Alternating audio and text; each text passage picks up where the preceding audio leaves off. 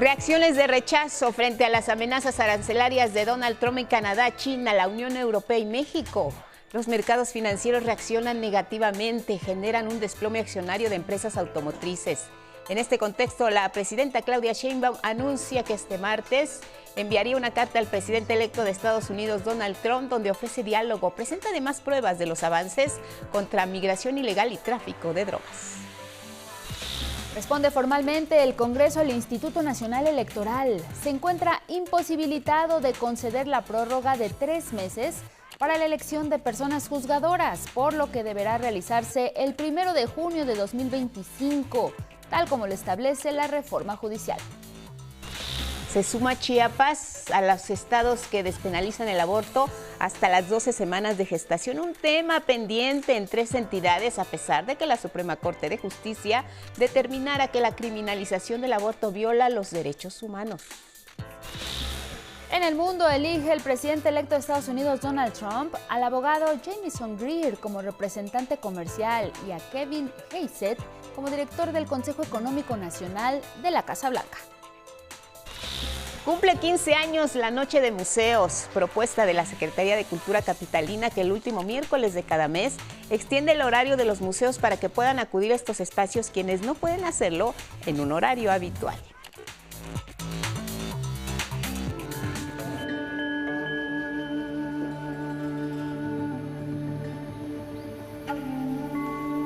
Imágenes que nos congelan. Seúl, capital surcoreana, amaneció así, cubierta de hielo. Se registró la mayor nevada en un mes de noviembre.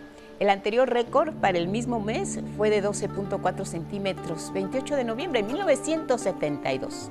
A las 7 de la mañana, hora local, Seúl ya acumulaba 16 centímetros de nieve. Si bien estas imágenes pues parecieran de película, se espera que el volumen se acumule, siga aumentando, las precipitaciones van a continuar. Se prevé incluso que duren hasta la mañana del jueves.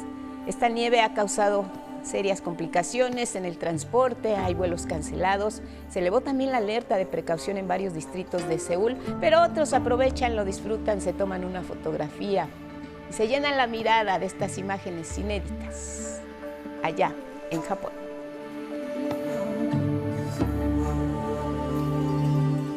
Y así les damos la bienvenida. También hace un poco de frío aquí en la Ciudad de México. Buenos días, Elvira Angélica Rivera. Guadalupe, muy buenos días. Miércoles 27 de noviembre, bienvenidas y bienvenidos. Como siempre ya lo saben, lo más relevante aquí en nuestra pantalla. Buenos días, Jimena Raya, Lía Vadillo, Magdalena Alejo, nuestras intérpretes en lengua de señas mexicana. Gracias por seguirnos en redes sociales. También nos pueden ver en la página de 11 Noticias Digital. Y nos pueden seguir y escuchar a través de Radio Instituto Politécnico Nacional. Estamos en el 95.7 de FM y desde aquí les mandamos saludos, así como a quienes nos siguen más allá de las fronteras a través de nuestra señal internacional. Y ya sabe que le invitamos a que nos comparta su opinión y también sus comentarios con el hashtag 11 Noticias. Y por supuesto, siempre agradeciéndoles su participación. Queremos escucharlas y escucharlos con la pregunta del día. ¿Qué opinan? En Chiapas ya se despenalizó el aborto, es el estado número 19 en acceder a este derecho de las mujeres. Queremos escucharlas y escucharlos. Elvira Angélica Rivera. Es respecto a los derechos reproductivos de las mujeres, pero de cualquier forma queremos conocer su opinión en nuestras redes sociales, 11 Noticias TV, y en Facebook también en 11 Noticias. Ahí les vamos a leer todos sus comentarios y ya sabe que más adelante leemos sus respuestas. Así es, ahí las podrán conocer. Y vámonos con la noticia del día, este anuncio de Donald Trump de imponer aranceles a México y a Canadá del 25% a todos los productos si no se combate migración y narcotráfico. Por supuesto que tuvo reacciones a nivel mundial. Los mercados estuvieron muy pendientes. El termómetro financiero cerró con una bolsa mexicana de valores que perdió 485.33 puntos. El índice de precios y cotizaciones en México bajó 0.97%. En contraste, el Dow Jones tuvo una ganancia de 0.27%, lo mismo que el Nasdaq, que alcanzó poco más de medio punto porcentual. Estas bolsas son en Estados Unidos. Nuestra moneda, el peso mexicano, también resintió este anuncio de Trump. Llegó a los 20.83 pesos a la venta por dólar en bancos, su máximo nivel en este año. Ahora ya se está recuperando, amanece en 20.60 pesos por dólar. Vámonos a Asia. El índice Hang de la bolsa de Hong Kong. Así se presenta con un alza de 2.32% tras anuncios de apoyos de gobiernos de Beijing. El Nikkei japonés cae 0.80% afectado por este temor a una mayor presión sobre el tema de las exportaciones. Y en Europa, las bolsas así amanecen volátiles, el índice DAX 0.51% a la baja y el Euronext 0.72%, el efecto Trump en los mercados internacionales. Y precisamente ante la amenaza del próximo presidente de Estados Unidos, Donald Trump, de imponer aranceles del 25% a productos mexicanos, la presidenta de nuestro país, Claudia Sheinbaum, informó que enviaría una carta a Trump para afirmarle que no es con amenazas como se van a atender los fenómenos migratorios y de consumo de drogas allá en Estados Unidos.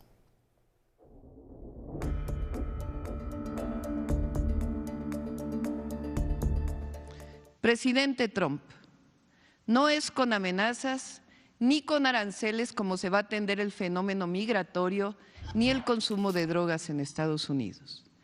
A un arancel vendrá otro en respuesta, y así hasta que pongamos en riesgo empresas comunes. Sí, comunes. A través de una carta, la presidenta Claudia Sheinbaum respondió a las nuevas amenazas de Donald Trump de imponer, cuando asuma la presidencia de Estados Unidos, un arancel de 25% a todos los productos mexicanos que ingresen a su país. ¿Qué sentido tiene arancel con arancel con arancel, cuando al final eso nos va a llevar a una pérdida de competitividad de América del Norte? Este lunes el presidente electo de Estados Unidos amagó en sus redes sociales con imponer impuestos a México y Canadá si no tomaban medidas drásticas contra el tráfico de fentanilo y el cruce de migrantes.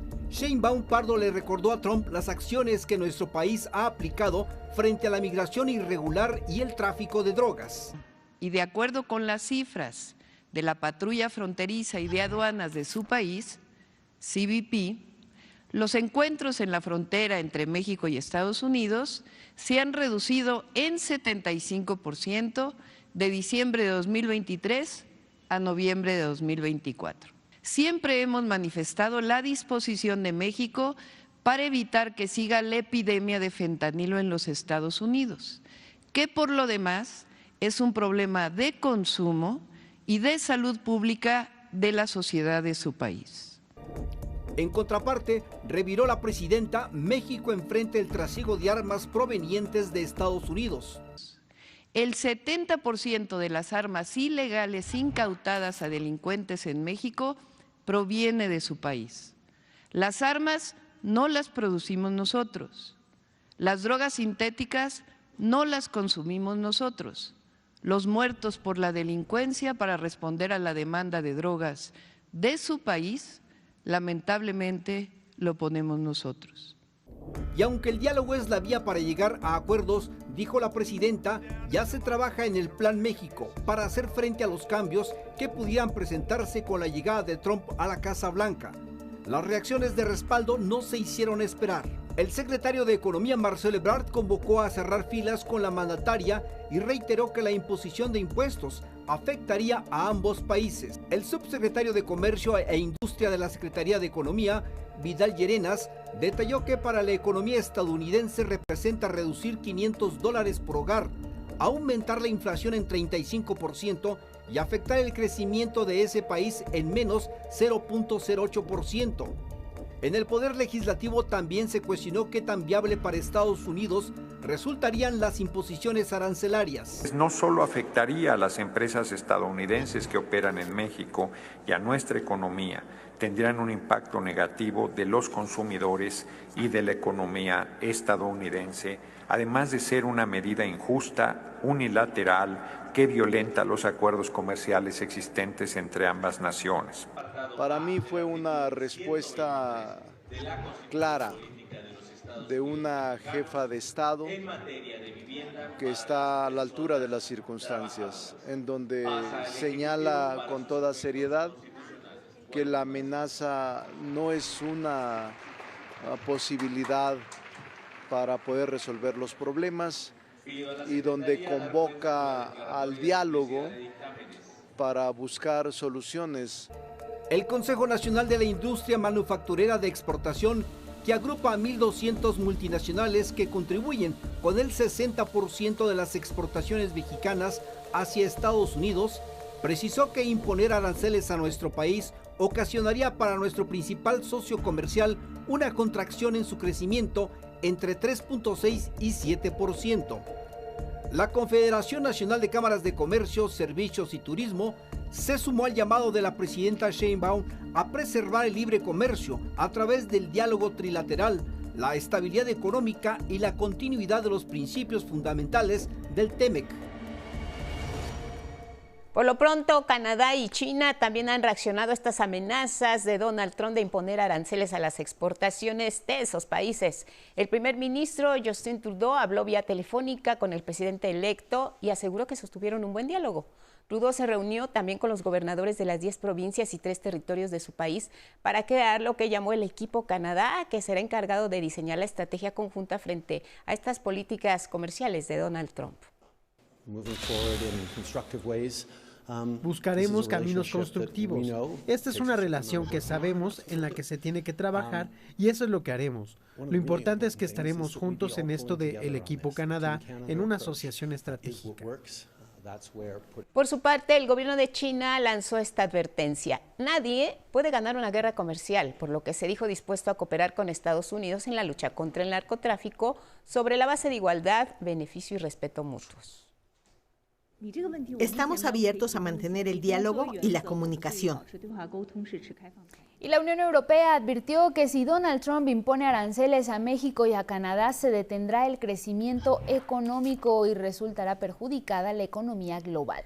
Josep Borrell, el alto comisionado de la Unión Europea para Política Exterior, advirtió que los afectados serían los ciudadanos estadounidenses.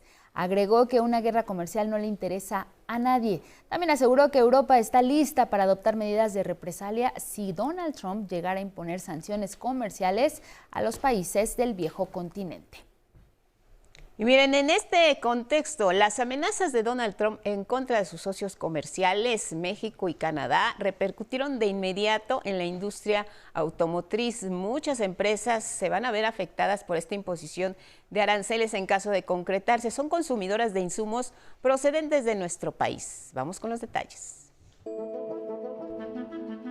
Un efecto boomerang, así podría definirse las primeras consecuencias de las amenazas arancelarias de Donald Trump contra México y Canadá. Y es que este martes se registró una caída generalizada de las acciones de empresas automotrices, principalmente de las estadounidenses, que requieren insumos de nuestro país para su operación.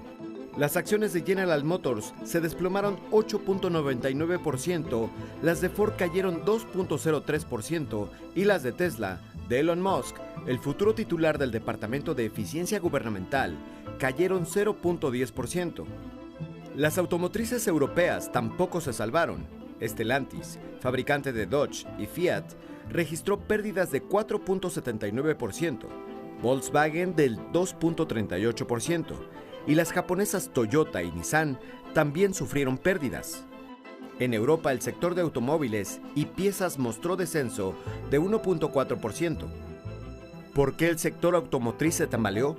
A decir del economista jefe de UBS GWM, Paul Donovan, este sector tiene cadenas de suministros altamente integradas a través de las fronteras México-Estados Unidos y Canadá-Estados Unidos. La bolsa estadounidense no resintió las consecuencias y el índice Dow Jones cerró con un avance marginal de 0.28%.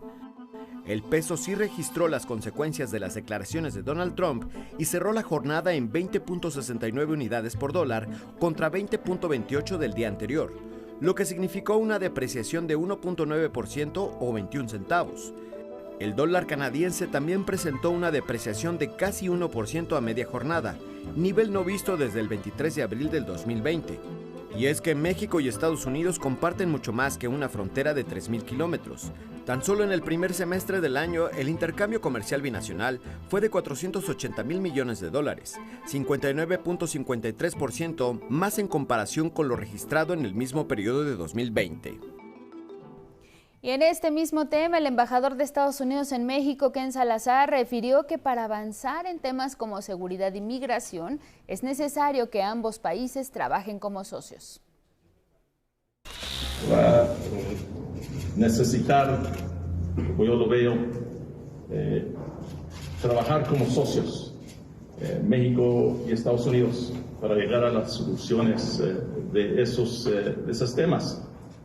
La presidenta Sheinbaum dijo, se me parece esta mañana, en su mañanera, que el consumo en los Estados Unidos es parte del problema. Eso es la realidad. También lo he reconocido yo muchas veces en México, el tráfico de armas que llega a los Estados Unidos, acá a México, que mata a tantas personas en México. Eso se tiene que conocer también, que esas armas vienen de empresas que fabrican estas armas en los Estados Unidos. Por otro lado, Tom Homan, el próximo zar de la frontera de la administración de Donald Trump, advirtió que intensificará la aplicación de la ley contra la migración sin documentación en la frontera con México. De visita en Texas, en un discurso ante la Guardia Nacional, Homan advirtió a las y los alcaldes y también gobernadores que intenten desobedecer las órdenes de deportación de Donald Trump. No cruces la línea. Es un delito grave albergar y ocultar a sabiendas a un extranjero ilegal de las autoridades de inmigración. No nos pongas a prueba. Y precisamente para frenar la migración, la comisionada de Tierras de Texas, Dawn Buckingham, anunció el inicio de la construcción de un muro en el rancho del Río Grande City. Informó que la propiedad fue adquirida por el Estado y se inició el proyecto que tiene como meta impedir el cruce de personas sin documentación. Se espera que la construcción de 1 milla de muro esté terminada en una semana y que el proyecto finalice en unas semanas más. Por lo pronto, Donald Trump continúa con sus nombramientos. Jamieson Greer es el próximo representante comercial en esta coyuntura de las nuevas designaciones y la política comercial del próximo gobierno en Estados Unidos. Greer participó en negociaciones comerciales para actualizar el entonces Tratado de Libre Comercio de América del Norte, el TLCAN, ahora el TEMEC. Al lado de Robert Lighthizer lo hizo. El presidente electo de Estados Unidos destacó que Greer se enfocará en controlar el máximo déficit comercial, en defender la industria manufacturera de Estados Unidos, también los sectores agrícolas y de servicios, y de abrir los mercados de exportación en todas partes. Además, el funcionario propuesto también es un veterano de la Fuerza Aérea, participó en la invasión a Irak, esto fue en el año 2003.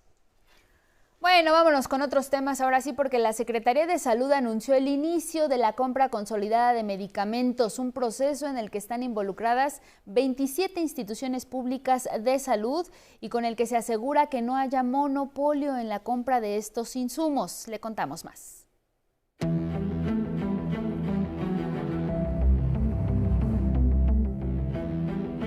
Inicia la compra consolidada de medicamentos e insumos más grande de la historia, con el objetivo de garantizar el abasto en clínicas y hospitales del país. A partir de mañana iniciamos a fallar los productos de patente y fuente única y a partir del 16 de diciembre los productos genéricos. En particular, refiere la compra potencial de 4.429 claves, es decir, distintos productos de medicamentos e insumos para la salud, que representan cerca de 4.9 mil millones de bienes a entregarse entre 2025 y 2026.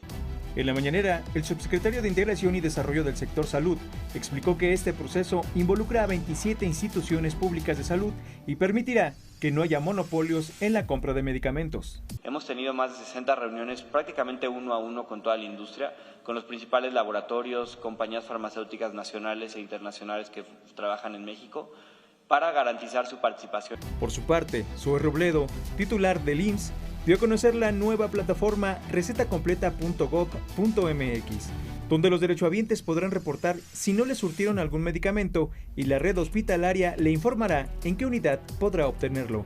La idea es que no sea solo un reporte estadístico, sino que a partir de esto, todas las instituciones, la Secretaría de Salud, Birmex también que está participando y desde luego el IMSS, el ISSSTE y el IMSS Bienestar, tengan este reporte y con el dato de contacto puedan buscar a la persona para darle una solución. Robledo dijo que el gran reto es sustituir las recetas manuales, que pueden llegar a tener algún problema o que médicos que siguen escribiendo nombres comerciales y no los nombres genéricos de los medicamentos.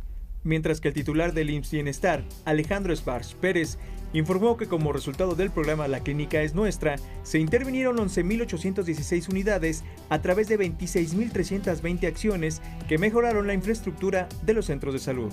Y el titular de Salud, David Kersenovich, anunció el lanzamiento de una campaña de prevención y atención a la salud metabólica para disminuir entre el 5 y el 10% la frecuencia de hipertensión arterial, diabetes mellitus y obesidad en el país.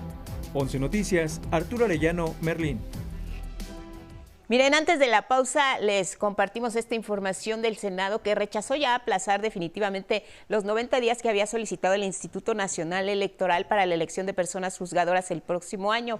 Fue en un documento donde el presidente de la Cámara Alta, Gerardo Fernández Noroña, asegura que no hay margen para el incumplimiento de la reforma al Poder Judicial, por lo que la elección se tendrá que realizar el primer domingo de junio, tal como se planeó originalmente y como está en esta reforma. Señaló además que el Poder Legislativo se encuentra imposibilitado de conceder la prórroga solicitada porque esto significaría más problemas de los que pretende resolver.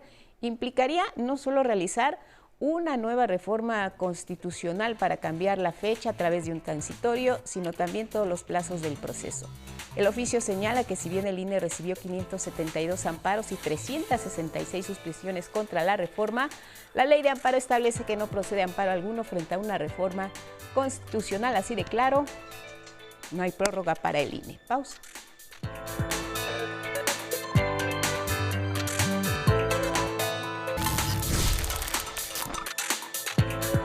A las 6:30 en el centro del país. Continuamos con más noticias esta mañana aquí en el 11 y vamos a conversar sobre el proceso de inscripción en el Poder Judicial con la magistrada presidenta Estela Fuentes Jiménez, presidenta del Tribunal de Justicia Administrativa de la Ciudad de México. Magistrada, un gusto verla y saludarla. Muy buenos días.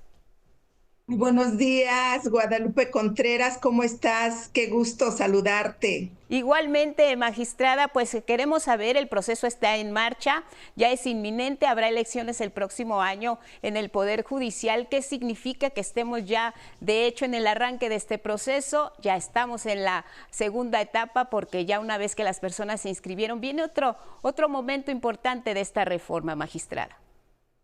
Sí, desde luego, Guadalupe, pues como ya lo veíamos venir, desde luego este ejercicio democrático pues ha sido todo un éxito, refiriéndonos principalmente a la primera etapa, que es precisamente el proceso de inscripción que cerró el 24 de noviembre pasado. Entonces, pues la expectativa que teníamos pues se superó. La siguiente etapa, que desde luego comprende del 25 de noviembre al 14 de diciembre, es donde se van a verificar, los comités van a verificar que las personas inscritas pues reúnan los requisitos de elegibilidad. Habrá una lista que se publicará el 15 de diciembre de este año, en donde ya aparecerán los nombres de las personas que cumplieron con este requisito. La siguiente etapa, que también es muy importante, que comprende del 15 de diciembre de este año al 31 de enero de 2027, que habrá, de 2025, discúlpame, que habrá ahí un lapso de 47 días aproximadamente, en donde pues se verificará la idoneidad de todas las personas que ya salieron en aquella lista que te comento del 15 de diciembre. Y finalmente, pues el 4 de febrero será la insaculación, en donde pues ya será necesario ajustar el número de personas candidatas, atendiendo primordialmente a la materia respecto de los juzgadores, a qué materia van a ir, y observando sin lugar a dudas la paridad de género. Nos iremos ya, los que salgan insaculados, esa lista de donde salgan insaculados, pues ya iniciaremos las campañas que serán de todo el mes de abril y todo el mes de mayo, para que la gran elección, sea el 1 de junio de 2025, Guadalupe. Cada cargo, magistrada, tiene funciones muy específicas y el reto es enorme porque hay que elegir a los mejores perfiles, porque la sociedad quiere recuperar la confianza en las personas juzgadoras. Claro, así es. Creo que esta gran reforma pues tuvo principalmente ese objetivo, Guadalupe, que haya una transformación en el Poder Judicial, porque pues desafortunadamente creo que ahí los juzgadores tuvimos algunos tropiezos, no tuvimos tanta visión para estar muy cerca de la gente, que realmente es lo que es el objetivo de la administración de justicia. Entonces, en ese sentido, creo que es un ejercicio democrático y creo que esto va a dar pauta para que cumplamos pues con ese sentir del pueblo, de la gente, que conozca qué es lo que hacemos los juzgadores, que conozca las resoluciones que llevamos a cabo, que todo sea transparente, que la justicia sea de puertas abiertas. Entonces creo que esta gran transformación va a tener ese objetivo y considero que se va a cumplir con esta reforma, Guadalupe. Otro tema muy sensible, magistrada, que habrá de considerarse al momento en que como ciudadanos acudamos a esta elección es frenar este asunto que es muy sensible, que tiene que ver con la corrupción también al interior del Poder Judicial, que fue tema, se discutió, se abordó incluso en los foros y que ahora pues a quienes nos van a representar al interior de esta elección los compromete mucho para evitar y terminar con este flagelo al interior del Poder Judicial. Desde luego, Guadalupe, desde luego creo que eso es muy, muy importante lo que tú comentas. Recordemos que dos pilares inminentes, muy importantes de todo Estado democrático, versan en dos puntos, ¿verdad? Que es el ataque a la corrupción y la transparencia. De ahí que yo creo que esta gran reforma al Poder Judicial está inmerso en estos dos puntos que son totalmente importantes y que considero que se llevará a cabo todo lo necesariamente posible y jurídico para poder trabajar y erradicar, como bien dices tú, este flagelo que ha carcomido todo el tiempo a la sociedad, que es la corrupción. Claro, y vendrá, magistrada, también la rendición de cuentas. Una elección nos obliga como ciudadanos también a exigir resultados. Claro, desde luego, desde luego. Por eso yo comentaba, Guadalupe, que es muy importante porque pues la gente quiere conocer los resultados, quiere ver, quiere palpar, ¿verdad?, cuáles son estos resultados de todo el trabajo que realizamos los juzgadores en el Poder Judicial. De ahí que es muy importante en ese aspecto. La equidad de género también, magistrada presidenta del Tribunal de Justicia Administrativa de la Ciudad de México, ha sido una conquista de las mujeres al interior del Poder Judicial y esto también es parte de la reforma actual. Claro, como bien lo dices, Guadalupe, vemos que había un compromiso del Estado que estaba pendiente, que era precisamente la paridad de género y ahora pues ese punto se tomó muy en consideración desde el momento de que se emitieron las convocatorias. Te doy solamente dos o tres ejemplos. Sí. 5 para ministros, 9 personas, 5 mujeres, 4 hombres. Para los 2 lugares que hay en el Tribunal Electoral del Poder Judicial Federal, 1 mujer y 1 hombre. 15 espacios para los tribunales regionales del Poder Judicial en materia electoral, 10 mujeres, 5 hombres y así sucesivamente. Entonces creo que también fue muy importante este punto en esta gran reforma, Guadalupe. Entonces, pedir a los ciudadanos, por último, magistrada, que confíen en el curso de este proceso, que se hará con lupa para verificar que se elijan a los mejores, porque está en juego pues la justicia en nuestro país, la aplicación de la misma y recuperar esta confianza tan necesaria entre los ciudadanos. Claro, desde luego, Guadalupe, y vemos vemos inmediatamente, ¿verdad?, la respuesta, no tan solo de los abogados, de las abogadas que ha tenido esta transformación al Poder Judicial, en estas convocatorias, sino precisamente en el interés que ha tenido la gente, el pueblo de México en este proceso de transformación que desde luego fue totalmente participativo. Claro, y ya iremos conociendo los perfiles, porque bien dijo la presidenta Claudia Sheinbaum, los medios públicos estarán abiertos. Usted, magistrada, se inscribió en este proceso, ¿va a competir? Sí, claro, voy a competir, me inscribí para ser ministra de la Corte. Mira, creo que cumplo con los requisitos necesarios. Soy licenciada en Derecho, tengo 3 maestrías en Derecho de Amparo, en Derecho Administrativo, tengo un doctorado en Derecho Constitucional, un postdoctorado en Derecho Constitucional y Derecho Administrativo. Tengo 43 años de servicio en el en el servicio público, 33 años como juzgadora en materia penal, en materia de justicia para adolescentes y los últimos 13 años me he desempeñado como magistrada en administrativo. De ahí que considero que cumplo con los requisitos y lo principal, soy una mujer profesional, honesta, conocedora y comprometida en la transformación de un poder judicial al servicio del pueblo.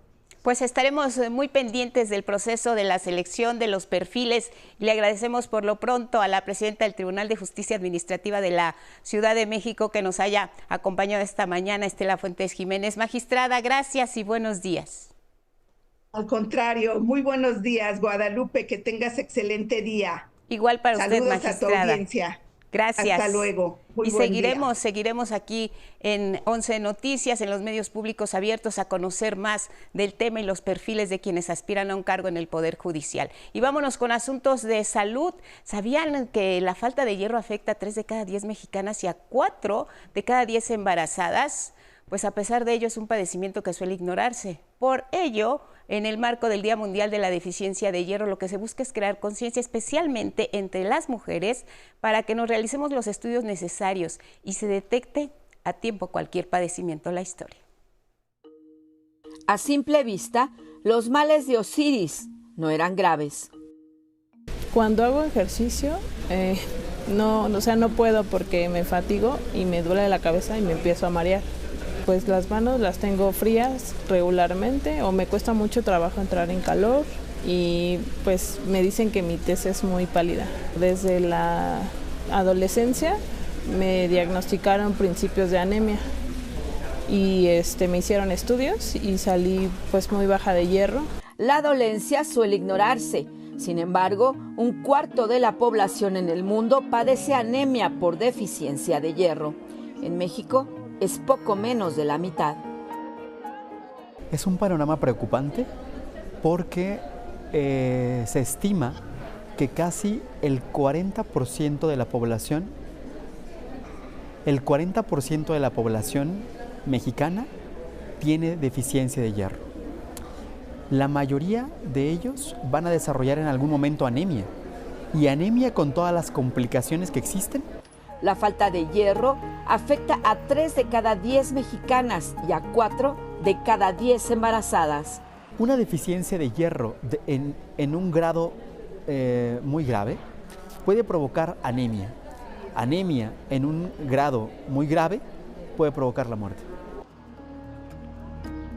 Las alertas se encienden cuando quien la padece es una mujer embarazada. Al nacer, el bebé puede tener alteraciones de memoria y retraso en el desarrollo neurológico. Por supuesto que los recién nacidos pueden nacer con deficiencia de hierro. No quiere decir necesariamente hereditario porque no es cuestión de algo genético, sino más bien porque mi mamá le faltó. Las causas del déficit de hierro pueden responder a menstruaciones abundantes o prolongadas, problemas para absorber el hierro, aumento de la demanda de hierro, puede ocurrir durante el crecimiento, la lactancia o el embarazo, reducción de la ingesta por una dieta insuficiente en hierro, entre otros. Los síntomas pueden ser debilidad, ahogo, palidez y fatiga. El hierro es un mineral que se encuentra en cada célula del cuerpo y se considera un mineral esencial para producir hemoglobina, una parte de las células sanguíneas. Los estudios de laboratorio ayudan a identificar los niveles de hierro en la sangre, por lo que se recomienda realizarse cada 6 meses. Este padecimiento, que es curable y controlable, su tratamiento es oral y con un alto grado de efectividad. La clave es detectarlo a tiempo. 11 Noticias, Araceli Aranday. Y hablemos de salud mental porque los padecimientos son una de las grandes preocupaciones a nivel mundial, con un constante incremento, en especial la depresión, que ya alcanza casi al 4% de la población. En nuestro país, 3.6 millones la padecen, principalmente las mujeres. Por ello, las autoridades capitalinas anunciaron el programa Cuidado con Salud Emocional, Vida Plena, Corazón Contento. Le contamos de qué se trata. Para atender los casos de depresión y ansiedad, así como reducir el índice de suicidios en la Ciudad de México, se lanzó el programa Ciudad con Salud Emocional, Vida Plena, Corazón Contento. Queremos construir una ciudad con salud mental, con salud emocional, donde no se estigmaticen los trastornos mentales y el gobierno implemente la infraestructura necesaria para la prevención y atención equilibrada de la vida, especializada para todos estos padecimientos de salud mental. La estrategia incluirá la creación del Instituto de Salud Mental y Adicciones de la Ciudad de México, una clínica de emergencias de salud mental, la línea de atención telefónica SOS Salva tu Vida a través del 911 y Locatel, 100 centros de cuidado de las emociones en las utopías y una campaña de salud mental en las escuelas públicas de educación básica y media superior. El presupuesto, pues nosotros calculamos que serán sin contar las construcciones, porque eso tiene que ver con las utopías y con todo esto, tan solo para el próximo año 100 millones de pesos para atender el inicio de nuestra estrategia que tenemos. De acuerdo con datos del Consejo de Evaluación de Desarrollo Social de la Ciudad de México, el 13.9% de la población capitalina padeció un trastorno de salud mental. Si hablamos de suicidio, en el último año se registraron 3.4 por cada 100,000 habitantes. La mayoría se dan en hombres, más del 80% de los suicidios se dan en hombres, aunque los intentos de suicidio se dan más en las mujeres. Y es importante decir, como por eso el énfasis en los y las jóvenes, el tema de los índices más altos en jóvenes entre 15 y 19 años de edad. Tenemos la oportunidad de prevenir una de las causas de muerte más importante entre los jóvenes y evitar que el suicidio nos siga arrebatando a más jóvenes. 11 Noticias, Gabriela Jiménez.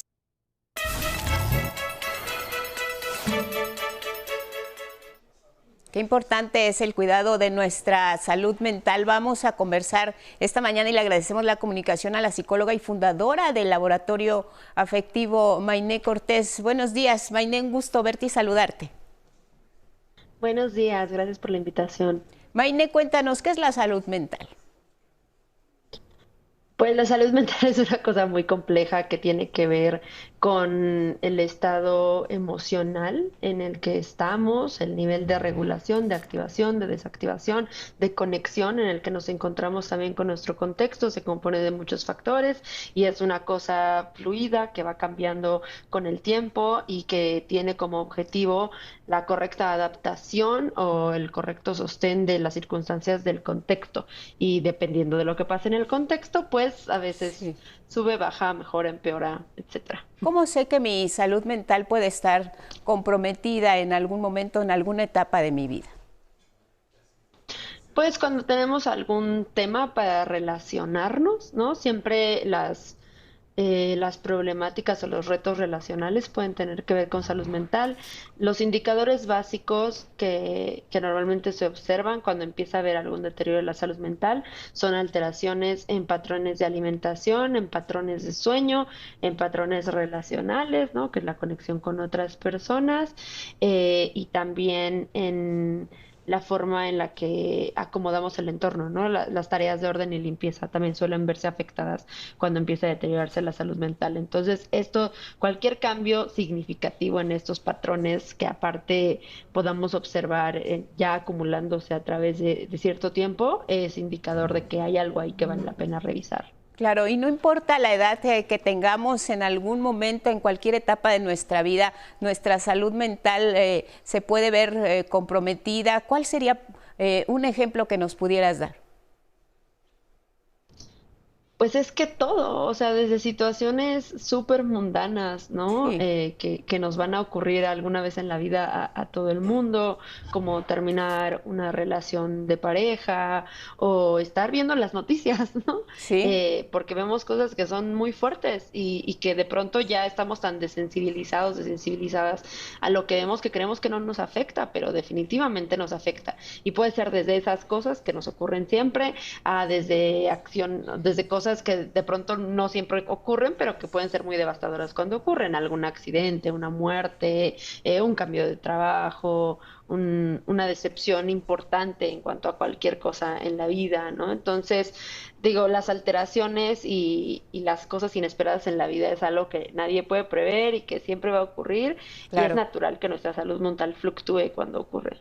A raíz de la pandemia fue cuando Mayné pues empezó a tratar o abordar de manera más cercana el tema de la salud mental. ¿Cómo hemos avanzado en lo que fue este confinamiento que comprometió mucho nuestro bienestar, nuestra cercanía con nuestros amigos y familiares? Y ahora pues es un tema que está ocupando incluso las políticas públicas y de salud del gobierno federal, de los gobiernos locales. ¿Cómo hemos avanzado? ¿Cómo se está atendiendo la salud mental en nuestro país? Pues no muy bien, o sea, en realidad la crisis de salud mental lleva mucho tiempo ocurriendo en el país y en el mundo, ¿no? Mucho antes de la pandemia, es algo de lo que ya se había hablado, que habíamos hablado las personas que nos dedicamos a esto por muchos años. En la pandemia, naturalmente, fue un gran quiebre por la situación que estábamos viviendo a nivel mundial y digamos que se volvió más evidente para la población en general. La crisis de salud mental lleva mucho más tiempo que eso. La venimos arrastrando de forma todavía más grave desde la pandemia. La atención es insuficiente, el presupuesto designado no da para poder atender a las personas y los enfoques desde los que se atienden, tanto en instituciones públicas como privadas, de pronto pueden ser muy estigmatizantes. Entonces, definitivamente es una gran área de oportunidad y se requiere muchísimo trabajo en eso, pero creo que lo que sí ha avanzado mucho es la demanda social y la conciencia social de que es algo importante, ¿no? Entonces, creo que desde ahí, al menos, ya también hay más presión para incluirlo en políticas públicas y poder empezar a actuar sobre eso de manera más activa. ¿Cuál sería la recomendación para las personas que nos ven y nos escuchan esta mañana en 11 Noticias para cuidar la salud mental? ¿Y quiénes son las personas que pueden atender este tipo de padecimientos? Ansiedad, depresión. Bueno, cuando hay alguna cosa de la que sospechemos que estamos padeciendo, que requiere intervención clínica, pues necesitamos acudir a una psicóloga o a un psiquiatra y necesitamos verificar que estas personas estén correctamente formadas para atender esos padecimientos. Una persona no puede dar terapia si no tiene la licenciatura en psicología y un posgrado o una especialidad en una corriente terapéutica. Tienen que tener sus cédulas, hay que checar eso. Y lo mismo, no te puede diagnosticar y no te puede recetar nada una psicóloga o un psicólogo. Eso lo tendrá que hacer un psiquiatra, un neurólogo o un médico, una persona que haya estudiado medicina y que tenga alguna especialidad, ya sea en psiquiatría o en neurología. Y bueno, son estas personas quienes podrán ayudarte y orientarte. Claro. En realidad la salud mental se trabaja de muchas formas, no solo en un consultorio, pero digamos que de las formas institucionalizadas son estos especialistas los que te pueden acompañar. Claro, sobre todo para no caer en manos de charlatanes, como ha ocurrido en algunos casos muy sonados recientemente. Verificar que se trate de un profesional y que estemos atentos y cuidando nuestra salud mental. Pues te queremos agradecer mucho, Mayné Cortés, esta mañana que nos hayas orientado sobre el tema de la salud mental. Ella es fundadora del Laboratorio Afectivo. Mayné, gracias, saludos y buenos días. Muchas gracias. Gracias a ti por la información, y tenemos información cultural y queremos darle la bienvenida esta mañana. Mauricio Romo, qué gusto saludarte. Adelante.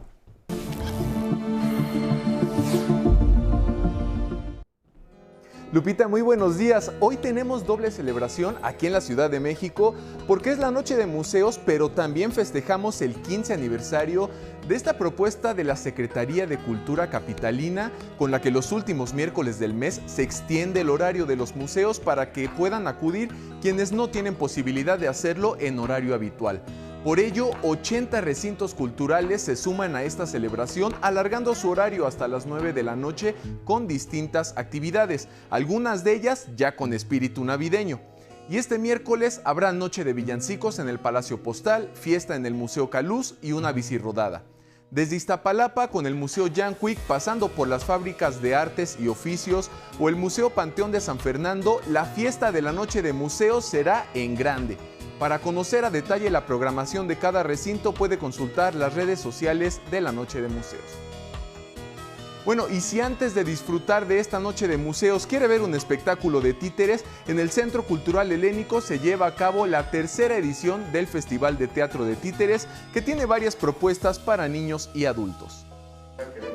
Decenas de relojes anunciaron el momento en que inició el Festival de Teatro de Títeres. Tienen diferentes propuestas para niños, para adultos, diferentes temáticas y sobre todo diferentes técnicas, porque nos interesa que el público tenga como un abanico de posibilidades. Quien controló el tiempo fue este viejo títere de abrigo rojizo, protagonista de la obra El hombrecillo del reloj.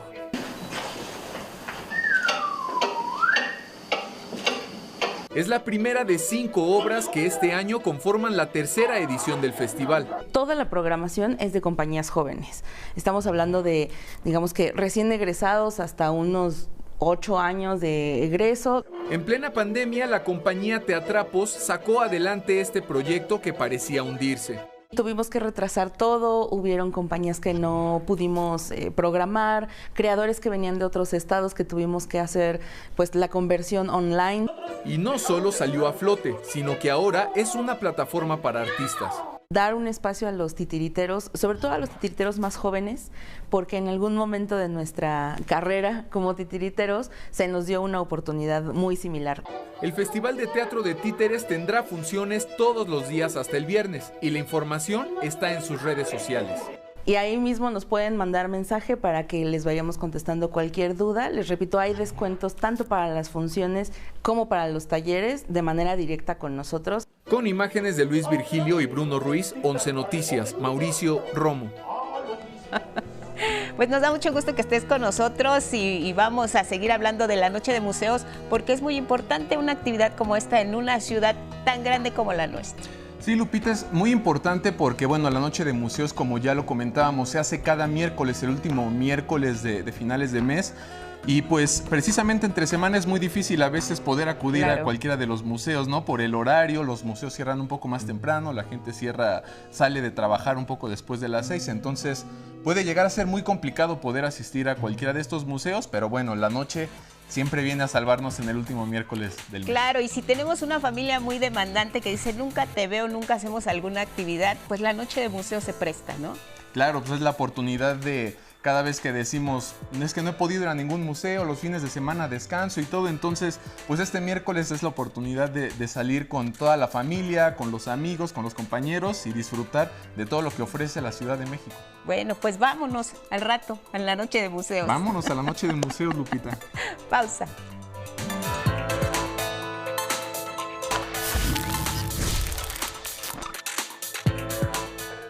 A las 7 en la hora del centro, continuamos con la revisión de nuestro portal y las primeras planas esta mañana de miércoles. Así iniciamos, ya lo sabe, aquí tiene la información de nuestro portal en la palma de su mano y actualizada minuto a minuto. ¿Qué le presentamos esta mañana? En la parte de arriba son los 16 días de activismo por el Día Internacional de la Eliminación de la Violencia contra la Mujer. Ahí tiene las distintas voces, por supuesto nuestra transmisión en vivo en este momento como se está viendo a través de la pantalla. También le tenemos nuestros noticiarios, de clic en cualquiera de ellos, matutino, meridiano, punto de referencia, sabatino y dominical. Recupera incluso ediciones pasadas. La información internacional, el cese al fuego entre Israel y Hezbollah en el Líbano. La Cámara de Diputados, importante esta información, si le quiere dar clic para tener más detalles, lo hace.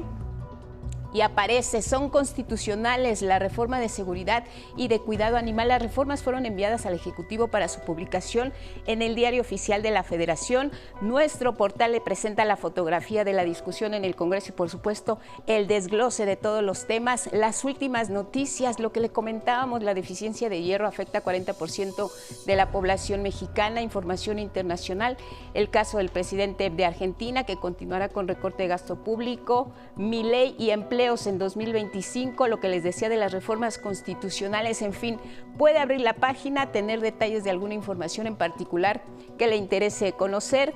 Y seguimos con la frase del día, que también es parte ya de nuestro portal en 11 Noticias Digital. Canadá, Estados Unidos y México. Sabemos que el Telecán ha sido benéfico para fortalecer la economía de América del Norte. Son las declaraciones de la presidenta Sheinbaum y también a detalle todo lo que tiene que ver con la mañanera del pueblo, los temas desglosados a lo largo de hora y media de la conferencia matutina, las tendencias también que se presentan a lo largo de la información del día, los Juegos Panamericanos en Lima en 2027, el chantaje, el acoso, el violentómetro que también le hemos presentado.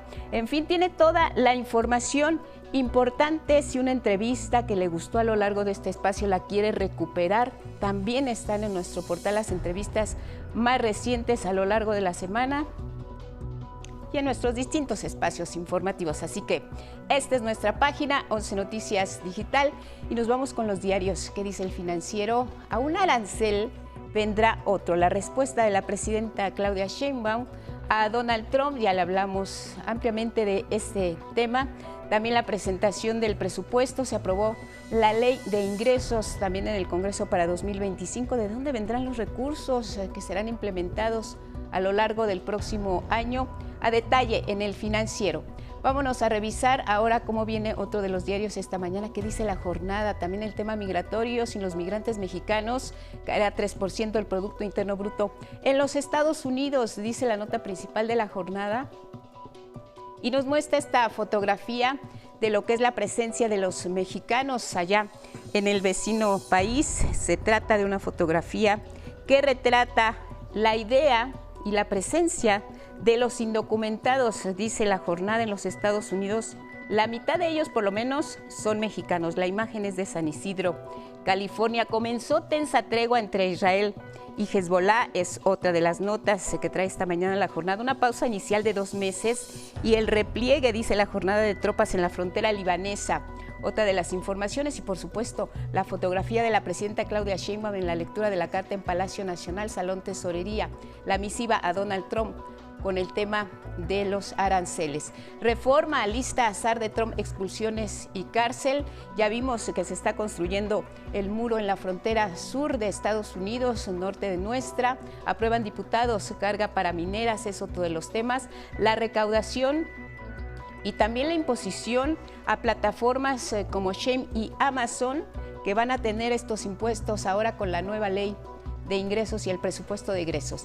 De Reforma revisamos ahora cómo viene el Universal, arancel por arancel, la respuesta de Sheinbaum, amago de Donald Trump, el comportamiento de nuestra moneda, el peso cómo se fue cotizando, registró su máxima alza en 2 años, y es la gráfica hoy del Universal. La fotografía tiene que ver con el tema de los limoneros en Michoacán, el apoyo a la presencia de la Guardia Nacional, 1000 elementos que están allá emplazados. Del Universal revisamos ahora cómo viene Milenio. Claudia descarta una guerra comercial con Estados Unidos, llama a la calma. La información viene publicada en todos los diarios de nuestro país. También fue noticia a nivel internacional. Lo que nos presenta Milenio también es esta fotografía de cómo se ve el Iztaccíhuatl precisamente en esta mañana nubosa que ha sido tendencia y también permanente a lo largo de los últimos días. De Milenio dejamos ya las primeras planas y nos vamos con otras cosas, temas de mujeres. Interesante lo que viene en los próximos 16 días, Elvira Angélica Rivera.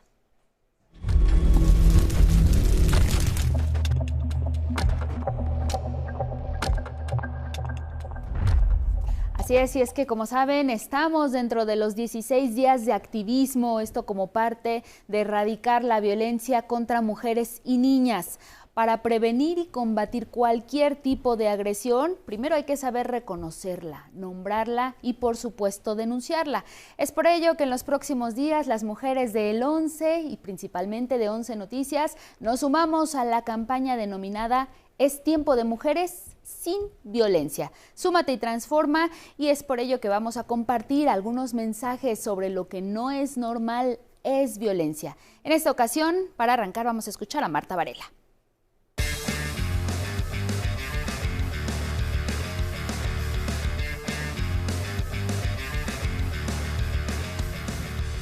Soy Marta Varela Ochoa, trabajo en 11 Noticias y me gustaría decirles en estos 16 días de activismo para erradicar la violencia contra las mujeres, que no es normal, es violencia cuando alguien te dice que si fueras más delgada, te verías mejor.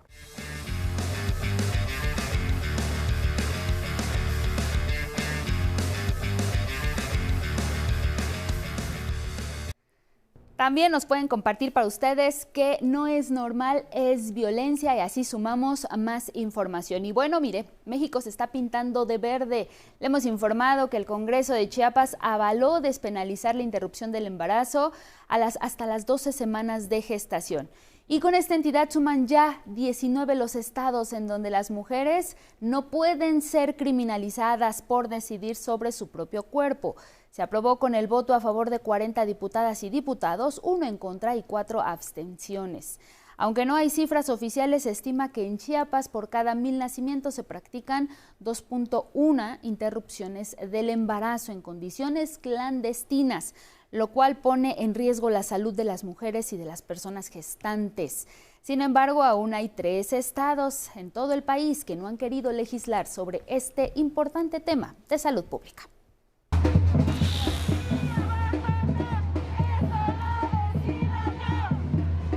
La despenalización del aborto, una deuda con las mujeres y personas gestantes, aún pendiente por los congresos locales. Esto, a pesar de que en 2023 la primera sala de la Suprema Corte de Justicia de la Nación determinó que los artículos 329 al 334 del Código Penal Federal, que criminalizan a las mujeres y personas gestantes por abortar, violan los derechos humanos. Sin embargo, esta despenalización no ha ocurrido, al menos no en 3 estados de la República. Se trata de Sonora, Chihuahua, Nuevo León, Tamaulipas, Durango, Nayarit, Guanajuato, Querétaro, Morelos, Tlaxcala, Tabasco, Campeche y Yucatán. En casos particulares como Nayarit y Yucatán, la máxima sala de justicia ya emitió órdenes específicas a los congresos para que saquen de sus códigos penales los castigos que oscilan entre los 3 meses y 1 año de prisión. Haciendo caso omiso, la discusión en ambas entidades está pendiente. En Sonora, Tlaxcala y Morelos, el tema no forma parte de la agenda de los partidos hasta ahora. Mientras que en Tamaulipas y Campeche, aun cuando algunos congresistas han reconocido que es un pendiente, no han presentado iniciativas. En Durango, ya no ven la posibilidad de que salga este año, pero podría ser, dicen, en el próximo periodo. En Guanajuato la historia no es distinta. Hay negativa desde la bancada de derecha y presión por parte del resto de fracciones parlamentarias. En Tabasco es un tema delicado para los legisladores, por eso no lo tocan. En lo que respecta a Nuevo León, la Suprema Corte de Justicia de la Nación invalidó el artículo 7, fracción 12, de la Ley de Educación Estatal, particularmente la frase, desde la concepción hasta la muerte natural, por considerar que se estaba adoctrinando a los estudiantes y se vulneraba el derecho a la educación laica. En Chihuahua, Irlanda Márquez Nolasco, diputada petista, puso el tema sobre la mesa este 26 de noviembre, por lo que ya fue turnado a comisiones, donde se analizará y tendría posibilidad de ser votado en el Pleno. Somos la marea verde que exige aborto legal, seguro y gratuito, aborto legal, seguro y gratuito, aborto legal, seguro y gratuito, aborto legal, seguro y gratuito. Somos la marea verde que sube. Educación sexual para decidir, anticonceptivos para no abortar, aborto legal para no morir. Dice una de las múltiples consignas de las mujeres que con un pañuelo verde exigen el derecho de todas a decidir sobre sus propios cuerpos. Anticonceptivos, sí, para tener métodos que eviten un embarazo no deseado y también infecciones de transmisión sexual. Aborto legal y gratuito para no morir, sí, porque aún en clandestinidad esta práctica existe y se necesita personal médico y condiciones sanitarias dignas. Porque los métodos anticonceptivos fallan, porque es un asunto de salud pública, porque ser madre debe ser una elección y no una obligación. 11 Noticias, Micteja Germán. Y precisamente sobre este asunto que tiene que ver con los derechos reproductivos de las mujeres, los invitamos a que participen en nuestra pregunta del día. ¿Qué significa para ustedes que Chiapas se haya convertido en el estado número 19 en despenalizar la interrupción del embarazo? Ya sabe que más adelante vamos a conocer sus respuestas. Por lo pronto, opine, mándenosla y aquí les escuchamos y por supuesto les vamos a leer. Y bueno, ahora vamos a hablar sobre esta actividad que pues se está convirtiendo ya en una tradición y sobre todo porque suma 15 años la Noche de Museos, lo que más temprano le comentábamos, pues está cumpliendo su 15 aniversario y por ello nos da mucho gusto y le agradecemos la comunicación a la Secretaria de Cultura de la Ciudad de México, Ana Francis Moore, precisamente para hablar de este asunto, de este tema, la cultura como un derecho. La Ciudad de México lo está haciendo valer y desde hace 15 años pues ya es parte de una tradición aquí en la capital del país. Secretaria, buenos días y gracias por tomarnos la comunicación. Hola Angélica, buenos días, muchas gracias por el espacio. Pues muy contenta por estos 15 años que nos toca cumplir de la Noche de Museos, que es una estrategia súper bonita. Seguramente muchas de las personas que nos ven y escuchan alguna vez han ido, es el último miércoles de cada mes que muchos museos de la Ciudad de México. Esta es una iniciativa que surge por parte de la Secretaría de Cultura de la Ciudad de México desde el 2009 y se han ido sumando un montón de museos, desde los privados, los que dependen del gobierno federal. Y este año, para la celebración, que estamos muy contentas, comienza una nueva etapa en la concepción de lo que son los museos, una etapa en donde la concepción de los museos se abre y van a ir viendo nuevas cosas en ese sentido y eso me entusiasma mucho.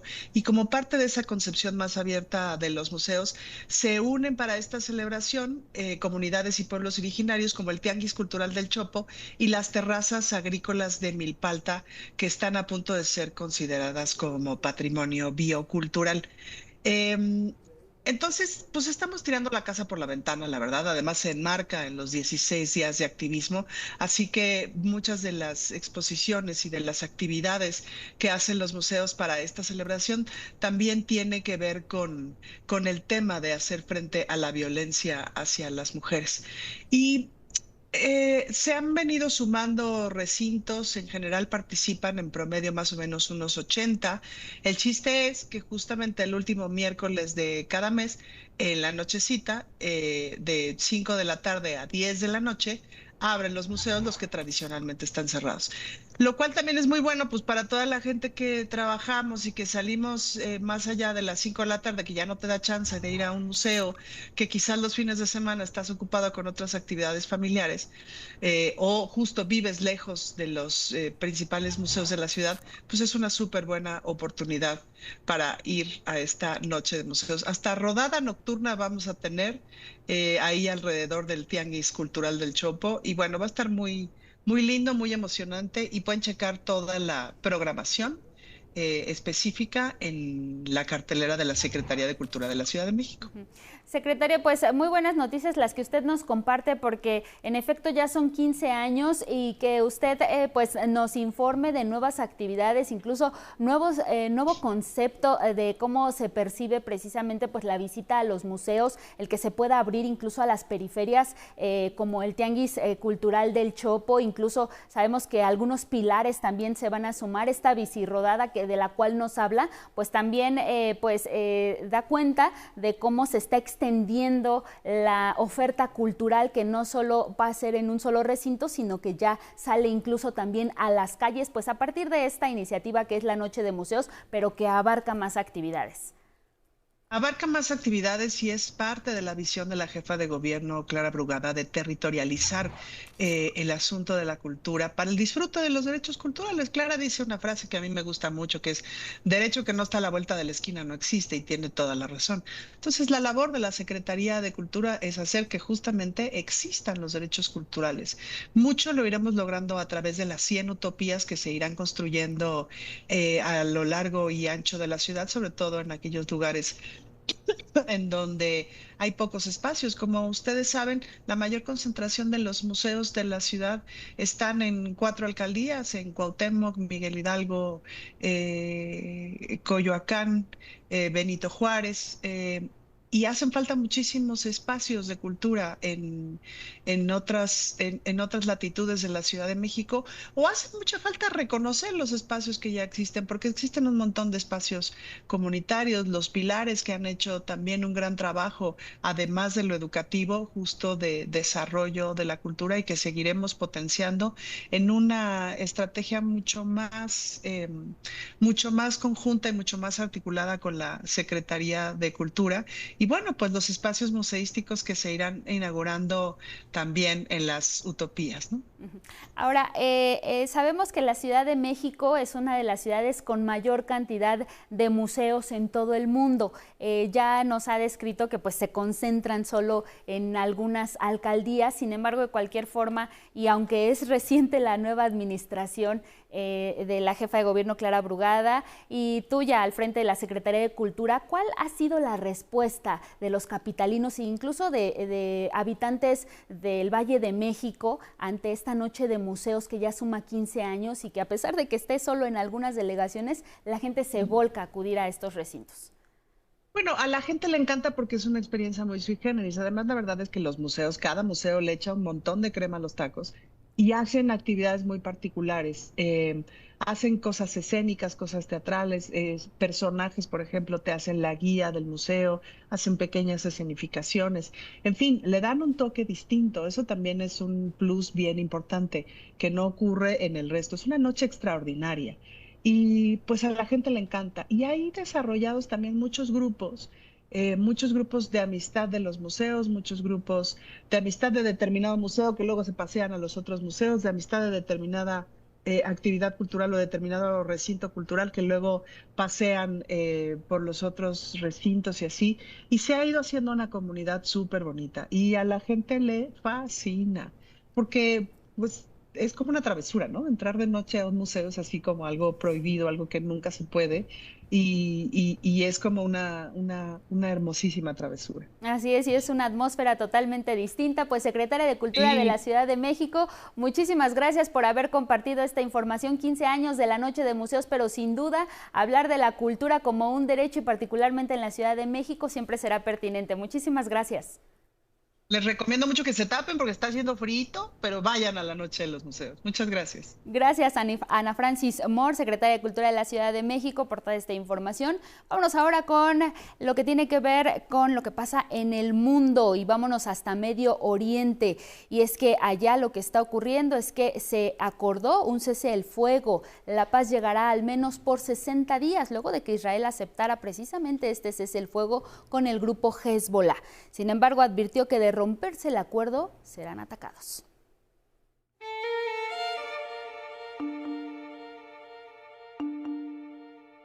Entró en vigor el alto al fuego entre Israel y el grupo islamista Hezbollah a las 4 de la mañana de este miércoles, hora local.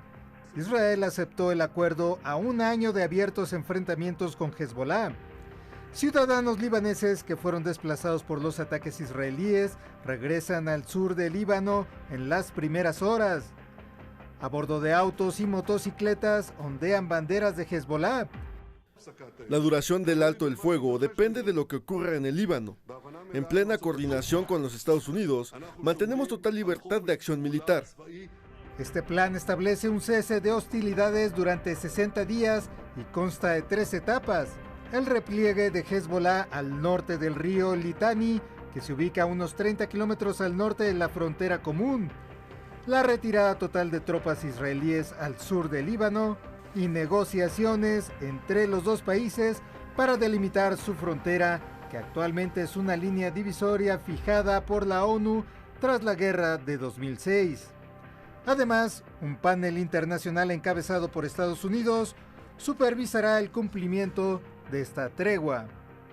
Los ataques del ejército israelí contra territorio libanés han dejado más de 3.700 muertos y unos casi 16.000 heridos, por lo que el acuerdo generó celebraciones entre la población civil.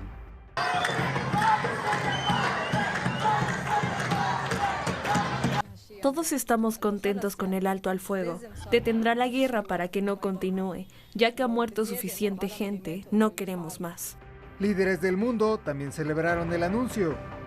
El presidente de Estados Unidos, Joe Biden, consideró que se trata de una buena noticia. Y por eso Estados Unidos, con el pleno apoyo de Francia y nuestros otros aliados, se ha comprometido a trabajar con Israel y el Líbano para garantizar que este acuerdo se implemente plenamente. Francia se pronunció porque un acuerdo similar se logre en la Franja de Gaza. Este acuerdo también debería abrir el camino para un alto el fuego, tan esperado debido al incomparable sufrimiento de la población de Gaza. Netanyahu confirmó que ahora centrará la atención militar en el conflicto con Irán y con el grupo Hamas en la Franja de Gaza, donde ya han muerto más de 44.000 civiles. Mientras el ministro de Finanzas, Bezalel Smotrich, propuso reducir a la mitad a la población gazatí en 2 años, argumentó que sería mediante un programa que llamó de migración voluntaria. Organizaciones pro-palestinas cuestionaron hacia dónde podrían ir los más de 1.200.000 personas que serían blanco del desplazamiento forzado. Los dichos del ministro reforzaron los señalamientos de que Israel busca un exterminio. Habrá una emigración voluntaria de Gaza. Para todos está claro que hay un modelo y esto pone al Estado de Israel en un lugar totalmente diferente.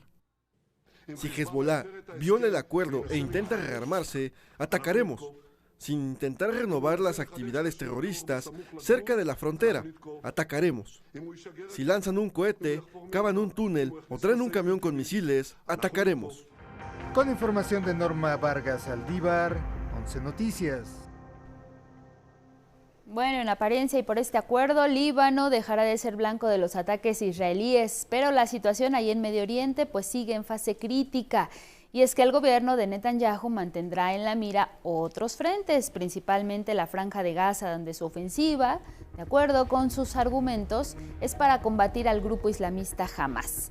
Lo cierto es que comete genocidio contra la población civil y a la fecha suman más de 44.000 víctimas, principalmente mujeres y niños. Además, tiene bajo asedio militar a Cisjordania, a Yemen, a Siria, a Irán y también a Irak. El gabinete de guerra de Israel ha amenazado a sus vecinos con responder a sus ataques en forma y el momento que elijan. Vamos a Rusia, y es que Ucrania atacó con misiles ATACMS de fabricación estadounidense un aeropuerto y una batería de cohetes de defensa en la región de Kursk, en territorio de Rusia, los cuales fueron derribados por el sistema de defensa antiaéreo. En represalia, Moscú, que había advertido a Ucrania que no utilizar ese tipo de misiles considerados armas no convencionales, bombardeó con drones la región de Sumy dentro de Ucrania, que dejó 2 personas sin vida. Y ahora nos vamos a Brasil, y es que el exmandatario de ese país, Jair Bolsonaro, es acusado de planificar y participar activa y directamente en el golpe de Estado de 2022 para impedir la asunción de Luis Ignacio Lula da Silva a la presidencia. De acuerdo con la investigación, el líder ultraderechista también tuvo pleno conocimiento de un supuesto plan para matar a Lula después de su victoria electoral. Escuchen. La Policía Federal de Brasil determinó que el expresidente Jair Bolsonaro sí planeó, actuó y tuvo control de forma directa y efectiva del plan golpista para perpetuarse en el poder. Esto dice la investigación contra el exmandatario, cuyo sigilo fue levantado por orden del juez Alexandre de Moraes del Tribunal Supremo y que ya fue turnada a la Fiscalía brasileña. Bolsonaro encabeza la lista de 37 implicados en la investigación y cuya suerte está en manos de la Fiscalía, de la cual depende formalizar la acusación ante un juez e iniciar el proceso penal. Abolición violenta del Estado Democrático de Derecho, golpe de Estado y organización criminal son los crímenes por los cuales serían procesados Bolsonaro y coacusados, incluidos el exministro de Defensa y candidato a vicepresidente de Bolsonaro, Walter Braga Neto, y el exdirector de la Agencia Brasileña de Inteligencia, Alexandre Ramayem. Bolsonaro, un militar retirado de ultraderecha, intentó desmentir la acusación. La palabra golpe nunca ha estado en mí, sin embargo, desde que asumí el cargo en 2019, me han acusado de querer dar un golpe de Estado. Apenas la semana pasada, el presidente Luis Inácio Lula da Silva se dijo afortunado de mantenerse con vida, tras la revelación del presunto intento de asesinato en su contra. Soy un hombre que tiene mucho que agradecer ahora, más aún porque estoy vivo. Bolsonaro perdió las elecciones en octubre de 2022 frente a Lula, quien ganó por tercera vez la jefatura del Estado en Brasil. En enero siguiente, a la luz de la toma de posesión de su sucesor, el entonces presidente en funciones habría orquestado y ordenado el complot del que ahora se le acusa para impedir el ascenso del actual mandatario de izquierda. Ahora vamos a revisar los temas que destacan algunos diarios en el mundo. Arrancamos en Asia con The Japan Times. Da cuenta en su primera plana de las amenazas de aranceles del 25% del presidente electo de Estados Unidos, Donald Trump, a sus vecinos. Agrega que este personaje, Donald Trump, advierte también que aplicará mayores impuestos a China. Es la primera nota, la nota principal de The Japan Times. En información secundaria hace referencia a Israel y Hezbollah, que están a punto de llegar a un acuerdo, tregua que finalmente inició a las 4 de la mañana de este miércoles, es lo que informa The Japan Times. La fotografía principal de este diario es sobre los funerales de la princesa Yuriko. Murió a los 101 años de edad, y ahí se puede apreciar a su familia en estos servicios funerarios. Vámonos a España con El País. La nota principal de este diario es sobre el primer ministro de Israel, Benjamín Netanyahu. Anuncia un alto al fuego con Hezbollah en Líbano. Joe Biden dice que la iniciativa persigue un cese permanente del conflicto. Y también hace referencia a que Donald Trump amenaza con una guerra comercial contra México, Canadá y China. Es información también de portada del País. El presidente electo de Estados Unidos los culpa de la migración y el tráfico de drogas. Dos fotografías se pueden observar en primera plana de este diario. Son los reyes de España, reveladas por el Banco de España, que son Felipe VI y Leticia. Fueron tomadas por Annie Leibovitz. Estas fotografías que incluso están causando polémica en las redes sociales. Vamos a terminar en Argentina con el Clarín. Reporta que cambian a jefes de la ex administración federal de ingresos públicos y le reclaman 1.300 millones de dólares al señor del tabaco. Aclara que reestructuraron el área encargada de fiscalizar la venta de cigarrillos, con el foco puesto en las irregularidades del dueño de la tabacalera Sarandi, que maneja casi el 40% del mercado. En tanto, esperan que falle la justicia, intentan cobrarle una cifra millonaria en concepto de impuestos internos que no pagó. También el Clarín informa sobre lo que hace Donald Trump, esto que también fue noticia en todo el mundo. Anticipa una guerra comercial contra Canadá, China y México. Sacudió al mundo con el anuncio de los aranceles del 25% a las importaciones de sus dos vecinos. Su fotografía principal es una de las últimas imágenes de un bombardeo en Beirut, capital del Líbano, antes de este alto el fuego que ya se acordó entre Israel y Líbano.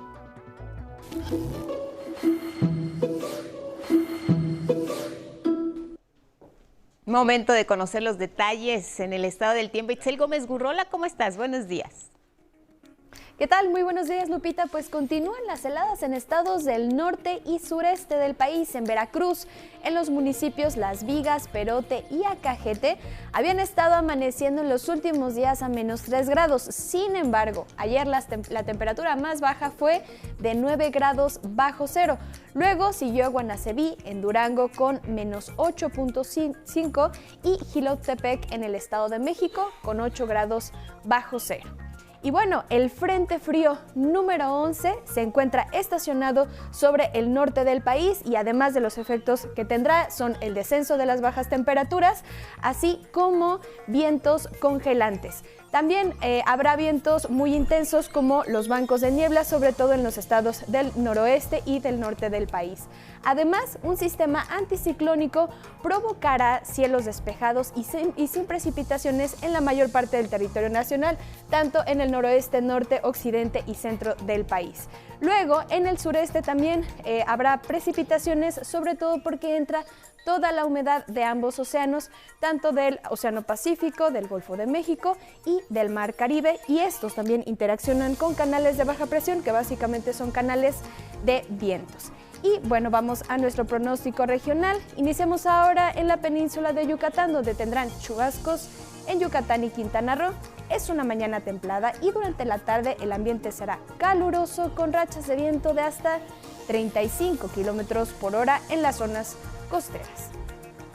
Vamos al sureste, continuarán las temperaturas mínimas de hasta 5 grados Celsius con heladas en las sierras de Veracruz y Oaxaca. El viento será muy fuerte con rachas de 50 a 70 kilómetros por hora en el Istmo y el Golfo de Tehuantepec y olas de hasta 3 metros de altura en las costas de Oaxaca y de Chiapas. Al noroeste será un miércoles mayormente nublado, heladas en las sierras de Baja California y Sonora con temperaturas mínimas de 5 grados bajo cero y durante la tarde hará bastante calor en el sur de Sinaloa y Sonora. Los termómetros llegarán a los 35 a 40 grados Celsius y tome mucha precaución por los vientos fuertes. A quienes nos sintonicen en Chihuahua y Durango, no bajen la guardia. También el ambiente gélido provocará heladas en las zonas montañosas de la madrugada de este jueves. También tendrán vientos muy fuertes y en esta región no lloverá. Al occidente solo se pronostican lluvias ligeras y aisladas en Michoacán. El viento será ligero durante la tarde y el cielo nublado en el transcurso del día. Durante la madrugada caerán heladas en las sierras de Michoacán. Finalmente, en el centro, además de heladas durante la madrugada, habrá bancos de niebla densos en las sierras de Guanajuato, Querétaro, Tlaxcala, Puebla, Hidalgo y aquí en el Valle de México. El viento será ligero y la temperatura mínima para la capital del país será de 6 grados y la máxima de 24 grados Celsius. Tampoco lloverá en toda la región. Y bueno, como siempre, le recordamos escribirnos a nuestra cuenta de X en @11 Noticias TV si desea saber el tiempo de su localidad y así también prevenga la salida al momento de salir. Cuide su salud y la de los suyos y que pase un excelente día.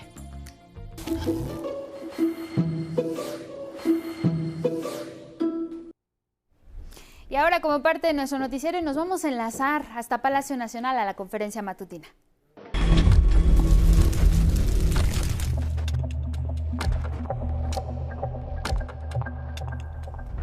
Regresamos a 11 Noticias para compartirles testimonios de las jóvenes que fueron víctimas de la manipulación digital de su imagen a través de inteligencia artificial. Esto fue para crear contenido sexual. Su agresor, Diego N., está a punto de recibir sentencia por el delito de trata de personas en modalidad de almacenamiento de material fotográfico. Nos conocimos desde el 2021 que entramos a la licenciatura. pues ya nos tomaba fotos, o sea, incluso en el salón de clases nos tomaba fotos así con su cámara, ¿no?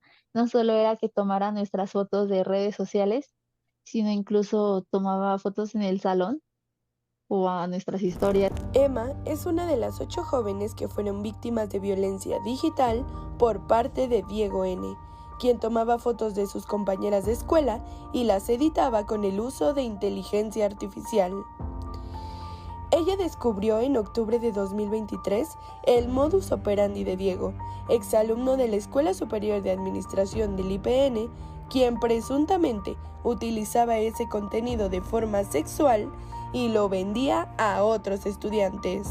Encontraron las 176,000 fotos en su iPad. Yo creo que desde que nos conoció nos vio de esa forma, o no sé, es también como que un poquito triste ver esa situación, porque pues no te imaginas qué onda.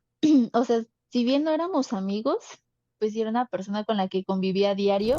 Al enterarse de ello, Emma se convirtió en la primera chica de toda Latinoamérica en denunciar violencia digital con el uso de inteligencia artificial.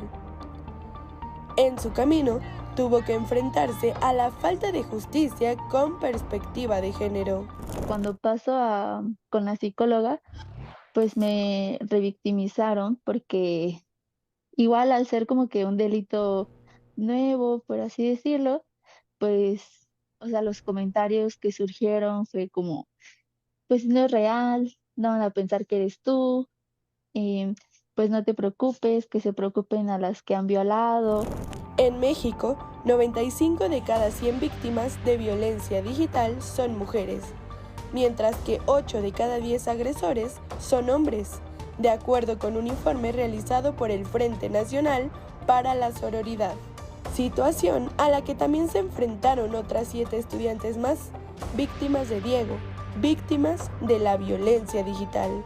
En la fiscalía a lo mejor al inicio fue muy complicado y a lo mejor nos trataron mal a la mayoría, pero afortunadamente después creo que han estado presentes, han tratado de estar apoyándonos, sobre todo Olimpia, que al escuchar nuestro caso, que nosotras quisimos hacerlo como grande y que ella nos apoyara, pues creo que sí ha sido una gran ayuda. El que era su entonces compañero de clases no solo violó su intimidad, vulneró su estabilidad emocional.